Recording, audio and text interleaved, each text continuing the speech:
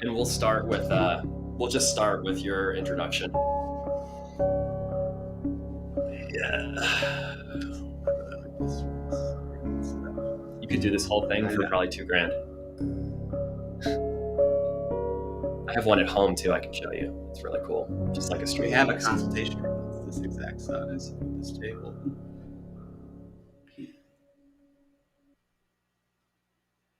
We're live. Happy Friday. Happy Friday, Joey. I know that you're sort of admiring the setup that we have in here and looking at bringing this into your business. Correct. Yeah. I can help you do that. Corey, I'm so excited to have, I was just checking the sound to make sure I can hear everything, which is wonderful. You sound great. I'm so excited to have you here. You have been a huge, you've made a huge impact in my life personally. And I think that like we were talking about, before I hit the live button is when I reflect on the success that our company has had over the last, 12 to 18 months, I think about, a couple points in time that are like profound moments for me where I realized that this is where the change started happening. Like this was a significant moment where things went from here to here. And there's two things that I really relate to. Number one, it's you. And number two, it's Hal Elrod and the Miracle Morning and sort of implementing that into my life. But, I think about the conversations that you and I had in the early stages of, even 5, 6, 7 years ago when I just got involved in the family business in Utopia. And I was still operating out of my parents' basement in our childhood home. And now we're in an incredible space. And, there's 7 of us working on the same incredible mission. But again, I think back to how just amazing of an entrepreneur that you are and what you've been able to do as a business owner in scaling companies. And you talk a lot about content, you talk a lot about systems and processes. But before we dive into that, would you spend maybe 30, 45, 60 seconds just for anybody who doesn't know you, just sort of give us like, who is Corey Rimmel and why are you so awesome? And I know you're too humble to say it, but you're pretty awesome. I appreciate that, Joey. Means a lot, and makes me feel really good that I even had a small impact on Utopia and this company and your brand. So appreciate that. I'm 33 years old. My name is Corey Rimmel. I'm from St. Louis. Went to University of Missouri. 2008, I co-founded a cookie delivery store with 2 of my friends called Hotbox Cookies. We worked on that for almost 10 years. Had a online, it grew to about five locations now. Had an online ordering restaurant delivery company in 2011 while I was still in school. Worked on that for about 5 years. And then the past few years, I've been in the cannabis industry, opening dispensaries and currently opening one in St. Louis and Kansas City called Feel State. And but my real passion in life is just to help as many small business entrepreneurs as I possibly can, and my employees and friends as well. So super excited to be here today, Joey, and hopefully this is very, very valuable to the audience. Absolutely, and I know it will be. I'm curious if with everything that you have going on right now, if someone just bumped into you on the street and said, Corey, what do you do for a living? What would your answer be?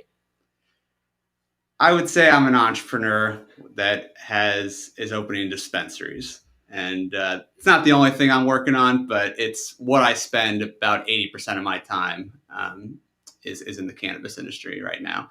And another 20% is on a few other businesses and just consulting quite a few entrepreneurs in the St. Louis area. So when you look at entrepreneurship and the things that you're currently working on, notably cannabis and bringing, that medicine to people who genuinely need it and can use alternative forms of healing medicine. When you look at that industry, but when you look at also entrepreneurship overall with small business and startups happening all over the world at a lesser level, at a a reduced level this year than any other. So I think the statistic was like Inc. 5000 had a stat that said something like small businesses are 40 like are down 40%, right, from essentially people starting businesses, right? Last year, if there were 1,000 businesses, there were only 600 businesses this year that were started. Right. Why is that? What's going on in the economy, and like how do we sort of kickstart this initiative of new small businesses and inspire people to do cool shit? Yeah, it's unfortunate that what happened in the world, but the past year and a half, I think that the world is getting back to normal, and starting a small business now is possibly the best time in our lifetime so far. I read a statistic from Gallup Management Consulting that said 87% of people worldwide are disengaged at work. And, kind of what that tells me is that, they either don't like their boss, or the company they work for doesn't share the same values as they do. Um, and so, in 2021, with the internet, and anyone can be an entrepreneur right now. All you have to do is have a work ethic and an internet access, and you can build a team and market yourself.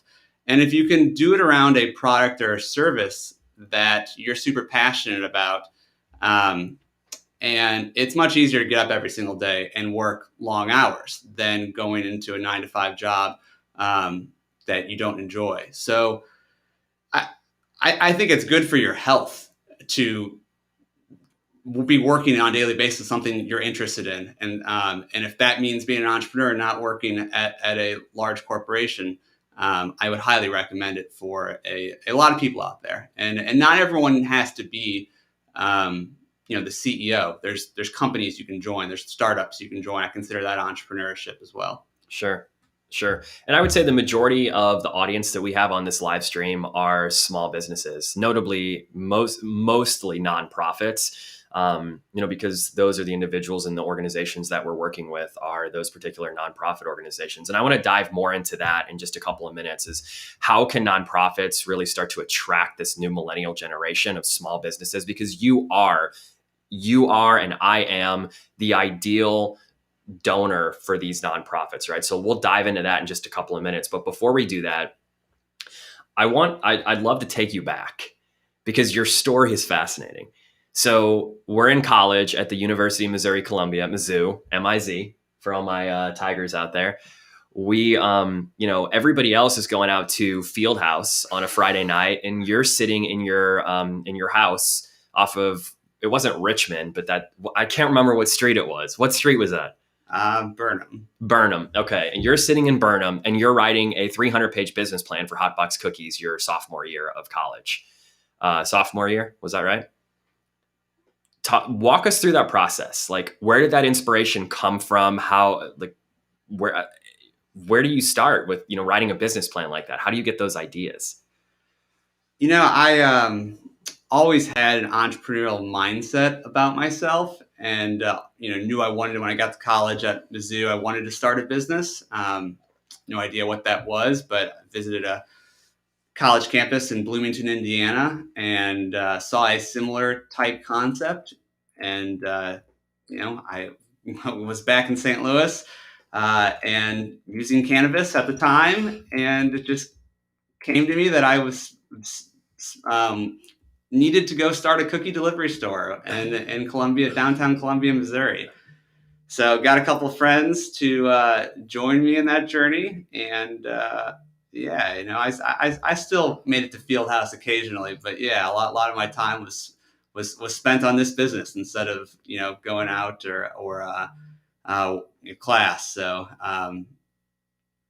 it was an incredible experience, and I learned a lot, failed a lot, and really, with my next business, I think being able to look at those 10 years, I'll be able to make a lot more improvements and build a lot better of a brand and a culture at the organization I'm at right now. I have so many things to unpack there. So if you don't mind. Sure. You said failure, And you and I have a tendency to believe in failing forward. And a lot of our mentors talk about there's no failure in life. You either win or you learn. You don't fail. What was your biggest learning from starting your first business, Hotbox Cookies? Which, by the way, I don't know if anybody in St. Louis has tried Hotbox Cookies, but it's way better than Insomnia. Um, the biggest thing that I learned about just in business is that how you communicate and how you build relationships with people matter more than pretty much everything, and to me. And that's, I used to think you could just work hard and train your employees really well, and just and they would offer great customer service. But it really takes so much more than that to get someone to want to work for you and be nice to the customer, and whether it's a B2B or B2C business.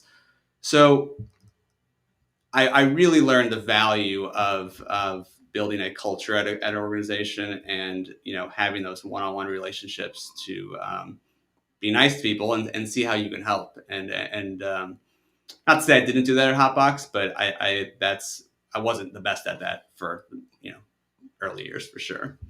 I wrote this down just a few minutes ago. Is that number one, a customer is always closer to buying than you think, right? Because customers ultimately, we buy with emotion. It's just the truth. And we have a tendency to make impulsive decisions based on things we feel that add value to our lives and make things, simpler, richer, easier, more effective, more efficient. And number two, as business owners and salespeople, because if you're in any business, it doesn't matter what you're selling or what you're offering, you're in sales. You're just helping people get what they already want. And I wrote down that all you're doing as the salesperson or business owner is being a master at understanding problems. Would you agree with that? Yeah. And that if you want to be a successful business owner, all you have to do is help people feel understood, because it doesn't matter if they understand your product unless you're maybe in, I guess if you're going to the moon, they really probably they want to understand, the spaceship that they're getting on. But Yeah, I mean, you're exactly right. I mean, most the businesses we've been involved with, cookies and entertainment, there's a lot of other companies doing the exact same thing. So if you're a business and you want to differentiate yourself, one of the best ways is to offer an incredible experience for that customer.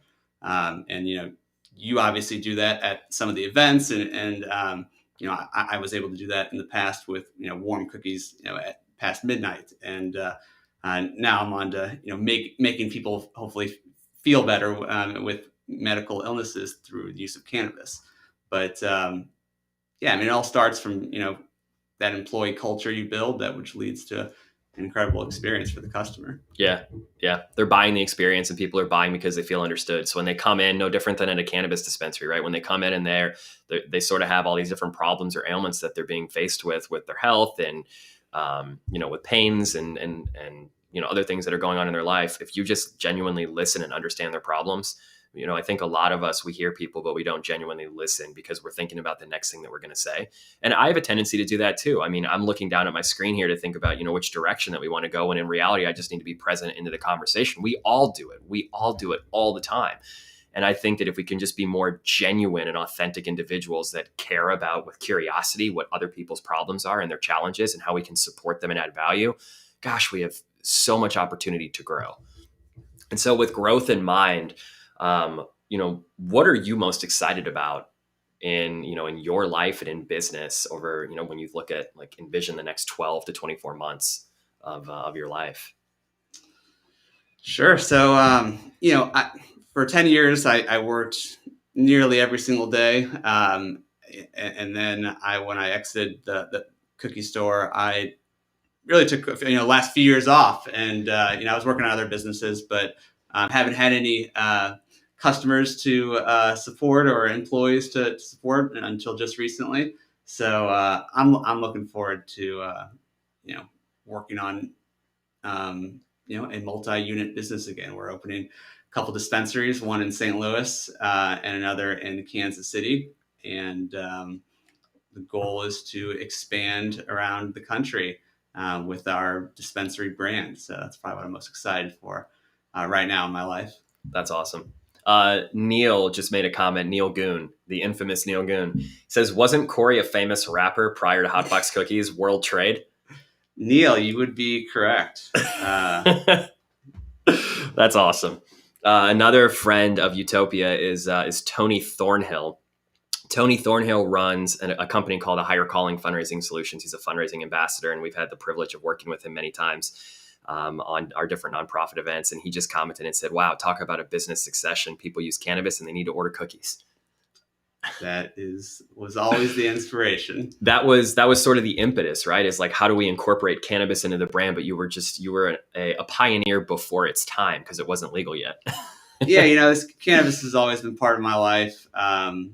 We were running Hotbox. We had a $4.20 deal for 6 cookies well before it was legalized on 420. So brilliant. And even on a college campus too, where everybody's partaking. And, even the name and the branding, just so much thought, and you're just wise beyond your years. Appreciate that, Joey. Thank you. So transitioning into small business owners and, how specifically more millennials, because the millennial generation, you look at the millennial generation as sort of the next wave of individuals that are going to be stepping up into the world of generosity, because a dear friend of both of ours, Jeff Hoffman, always says there's no shame in making money, but there's shame in not giving back. And you're using that money to give back. And so I think about nonprofits and how fulfilling it is to be able to now be to the point where we can both generously give back to nonprofits, number one. And number two, not even the money, it's the feeling that you get knowing you're supporting something larger than yourself. How can nonprofits solicit and appeal to individuals like yourself? It's a good question. I work the nonprofits. I'll go over the nonprofits that I work with and say why I'm very appealed to them. The first one is called SCORE. It's a nonprofit that helps small business owners, volunteers in every city, and that gives me the opportunity to really do what I love is help other small businesses. So I love their mission, and I think if you have a really strong mission around your nonprofit and you're doing good for the community, and that's so important for the for-profit businesses to be partnering up with those types of organizations. Another organization I'm working with is called Minorities for Medical Marijuana, and that has given me an opportunity to again help other entrepreneurs either through presentations or consulting and different partnerships. So I think if it has a strong mission and allows you, that the organization allows you to network and meet new people and see how you can help them, I think that's a very good strategy for any entrepreneur building a brand. So it's there are so many benefits, but yeah, I'll stop there. No, I think it's really good information. So it's number one, it's having a network and a community-based approach. So bringing people together where, one, there's a deeper sense of meaning or purpose. Two, you're able to connect with other individuals that perhaps have that same or similar connection to the nonprofit. So how, if a nonprofit were, if a nonprofit were to reach out to you and say, "Hey, Corey, we're doing this thing. We want you to attend." What thing in particular would entice you or excite you to attend? Is it a conventional gala, like a seated meal with a presentation? Is it a networking event? Is it some type of community fair? Is it a walkthrough so you can actually see what they're doing and how they're helping recipients? What offering would a nonprofit have to sort of extend to you to get you engaged? I don't think every nonprofit would be able to get me to engage, because I would be looking right now specifically for businesses that kind of fall in line with our core values at Feel State, which is the dispensary, and focus around education or health and wellness or medicine. Um, and so those would be the types of organization I'd be looking for. But really anything, if there was an online event, an in-person event, some sort of cross promotion for having them at a vendor at a grand opening or some event. There's so many different ways I think to work together with nonprofits, but yeah, it would have to be kind of in one of those areas, somewhat related to the cannabis industry. Sure. And when you think about our generation in general, when you think about 30 somethings, how do you feel like we are most like what type of experiences do you think attract 30 somethings? I think meeting new people. That's why I've tried to join so many different groups and organizations over the years. Is I love meeting new people and seeing if there's a way to be friends or help them out in any way. And so that to me that'd probably be the biggest. So an opportunity, a networking opportunity to connect with other people like yourself. Yeah, you just you can learn something new from every single person you meet, and that's kind of the attitude I've taken. Sure. In life. Sure.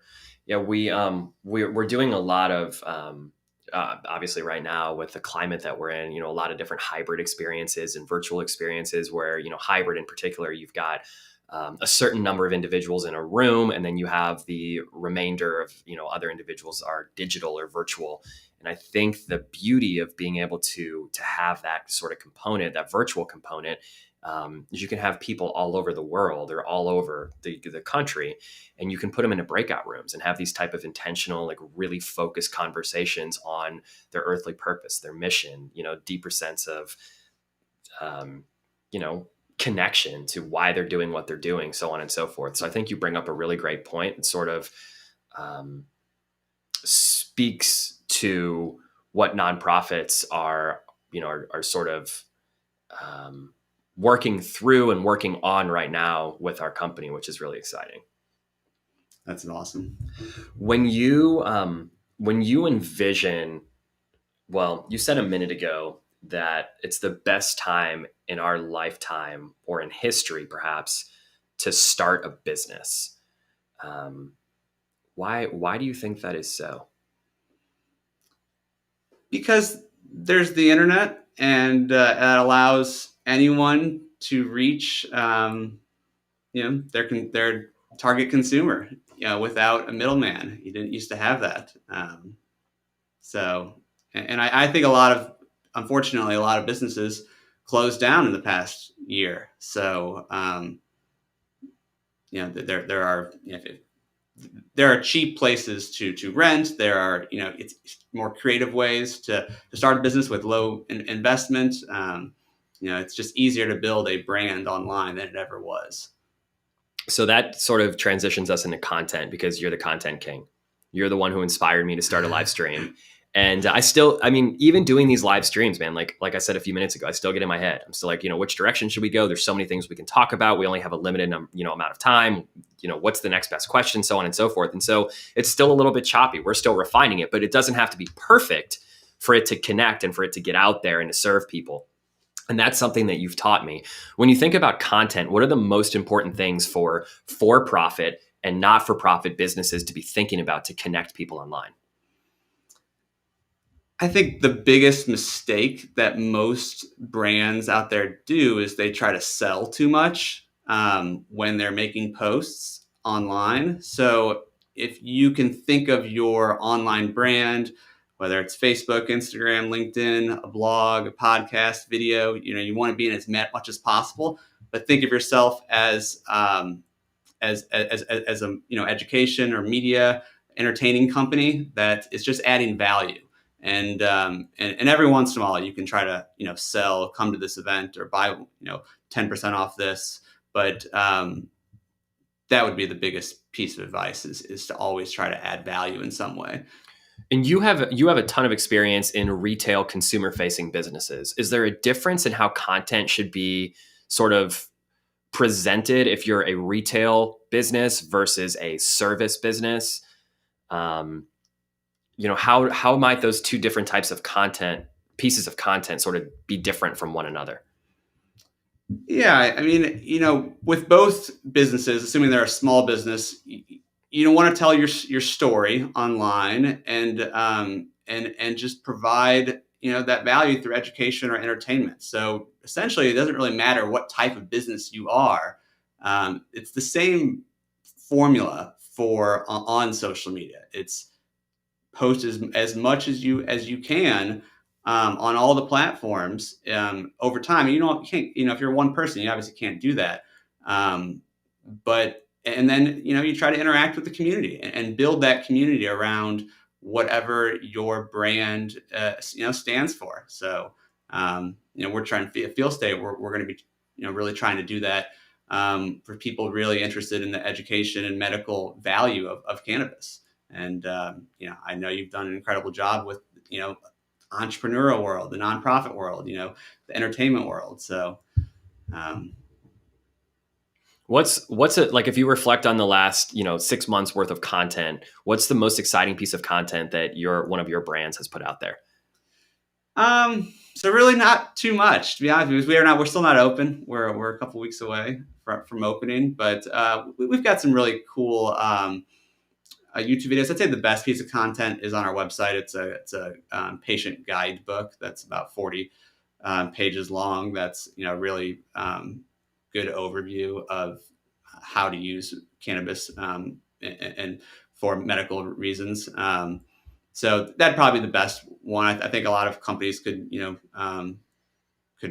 from posting some sort of downloadable manifesto or educational material that you just give out for free.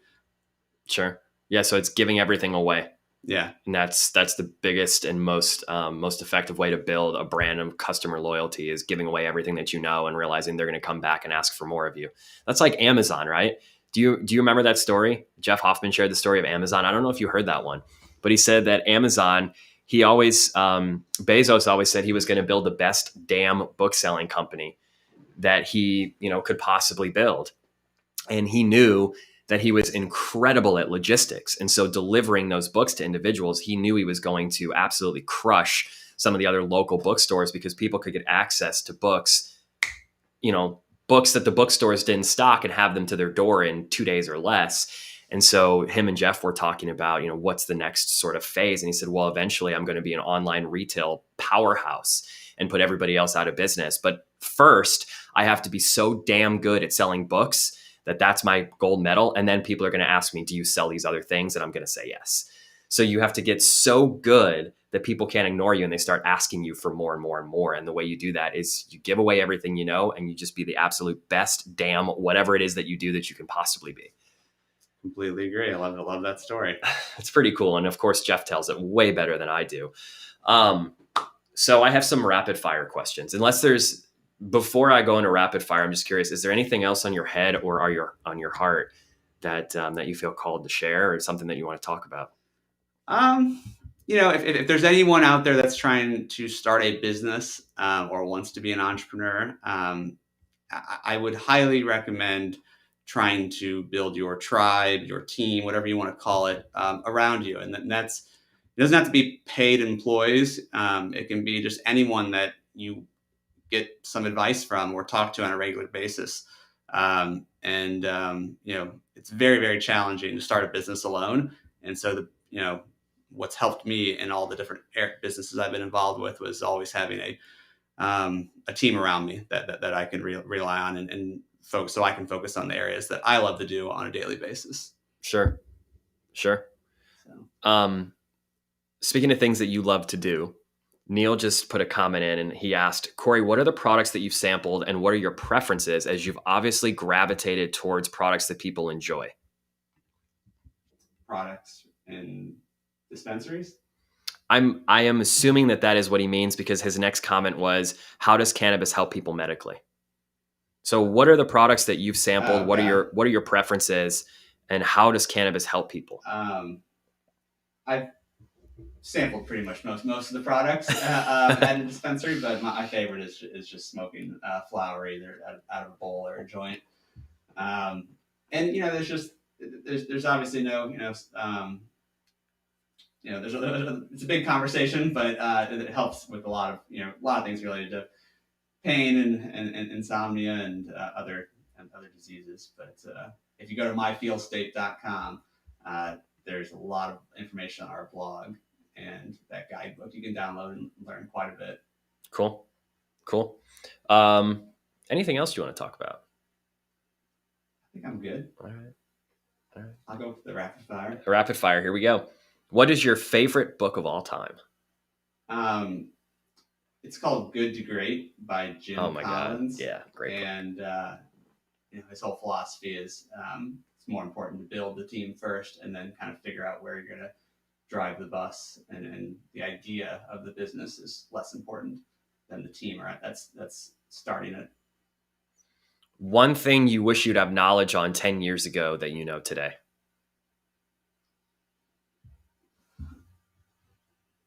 The importance of, emotional intelligence and just, building relationships with people. It's awesome. What is one thing in your life that you're such an expert on you can talk about until you're blue in the face? Until you turn the color of that logo. Probably business or, different sort of healthy living hacks that I'm super addicted to. Ooh, do we want to unpack that? Healthy living hacks? I follow all the same stuff that, Hal Elrod teaches and a lot of the other biohacking podcasters. Sure. Yeah, I just did my my Organifi order. Nice. Spent a fortune. Oh my gosh, that stuff's so expensive, but it's delicious and it makes you feel great. Yeah. And if Hal's body's so incredibly resilient, and if he's buying Organifi, then it's the real deal. If we were sharing a glass of champagne 12 months today celebrating, what would we be celebrating? A couple million dispensaries opening. Yeah, and this double increased revenue with Utopia and an expansion of offices. All right. Double the amount of people. Love it. What is one lesson that you have learned personally through the pandemic that has changed or reaffirmed meaning in your life, in the way that you see life? I've really valued, just being outdoors and nature a lot more. I think that's probably, I should credit that to just being in COVID and having more time. It's a great answer. Being in touch with you've heard of the heliotropic effect? It's that all things that give life grow to the source of natural energy, which is the sun. So everything that has life or gives life grows towards the sky. And cool. So if we can be more in touch with nature, we're more in touch with, anyway, I won't go down a philosophical rabbit hole, but the heliotropic effect, it's beautiful being in nature, right? It really just makes you feel grounded and it's humbling. I expect a 300-page report on the heliotropic effect within 30 days. Anyway, anything else that's on your mind, man, before we close it out? And I know I'm sure have a bunch of stuff to get done before the weekend, and appreciate you taking the time to come in and have a conversation with me. Anything else you want to share? No, I just, I'm excited to watch our two journeys over the next, few years. Both of our businesses seem to be doing very well right now. So it's a beautiful thing. It really is a beautiful thing. Well, Corey, thank you so much for joining. Really appreciate it. I think this is like our fourth or fifth episode of the live stream. We're just going to keep them going. Source the inspiration from you to start the live stream and from Matt Goodman, who's our director of cinematography. And we're not going to stop now. Appreciate it, everybody. Enjoy the weekend. And if you have some ideas of different individuals that you'd like us to bring on the live stream, whether they are for-profit or non-profit business owners, executives, people that inspire you, please reach out to me and we'll go get them. And we'll bring them right to your living room or your office. Thanks, Corey. Appreciate it, man. Thanks a lot, Joey.